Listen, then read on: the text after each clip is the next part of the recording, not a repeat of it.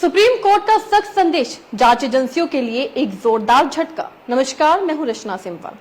Delhi excise policy से जुड़े मामले में भारत राष्ट्र समिति की नेता और एमएलसी के कविता को जमानत देने का सुप्रीम कोर्ट का फैसला जांच एजेंसियों के लिए एक जोरदार झटका है। इस हाई प्रोफाइल मामले में कई विपक्षी नेता गिरफ्तार किए गए। हालांकि कोर्ट से जमानत मिलना आरोपी के बेकसूर होने का सबूत नहीं माना जाता, लेकिन इस मामले में कई ऐसी बातें हैं जो जांच एजेंसियों के रुख पर सवाल खड़े करती हैं। पहली नजर में के कविता को जमानत देने का यह फैसला दिल्ली के पूर्व उप मुख्यमंत्री मनीष सिसोदिया की जमानत जैसा इसलिए भी लगता है क्योंकि दोनों मामलों में आधार एक ही है। ताजा मामले में कोर्ट ने पाया कि सीबीआई और ईडी की जांच पूरी हो चुकी है। 493 गवाह और 50,000 दस्तावेज से जाहिर है कि इस मामले में ट्रायल जल्द पूरा नहीं होने वाला था।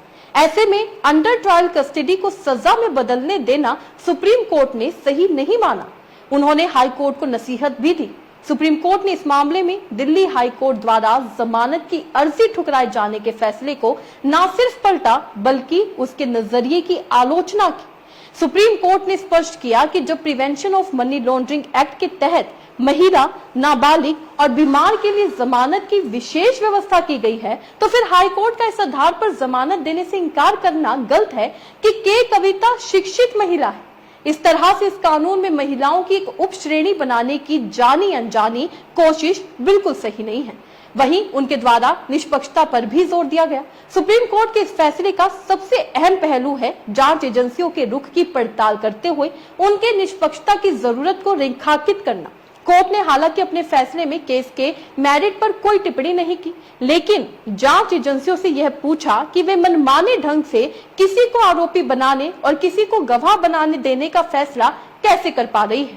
कोर्ट ने साफ कहा कि अभियोजन पक्ष को निष्पक्ष होना चाहिए और ये जरूरी है और इससे सबक लेने की जरूरत भी है।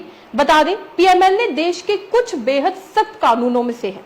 इसके उपयोग में खास सावधानी की जरूरत है। इस कानून के तहत दर्ज मामलों में अगर जांच एजेंसियों का रवैया सवालों के घेरे में आता है तो यह गंभीर बात है। इससे न केवल इन एजेंसियों की विश्वसनीयता प्रभावित हो सकती है, बल्कि एजेंसियों के दुरुपयोग के आरोपों को भी बल मिलता है।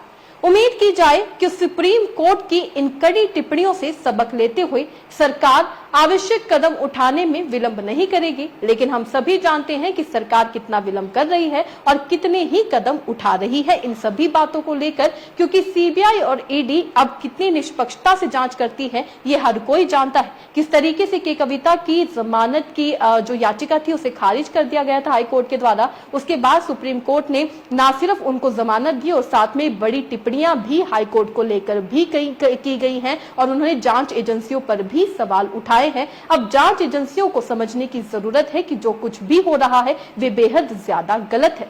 इस खबर से आप क्या समझते हैं, अपने राय कमेंट में लिखकर जरूर बताइएगा। इसी तरीके से देश और दुनिया से जुड़ी हर छोटी सी बड़ी अपडेट के लिए हमारे साथ बने रहिएगा। धन्यवाद।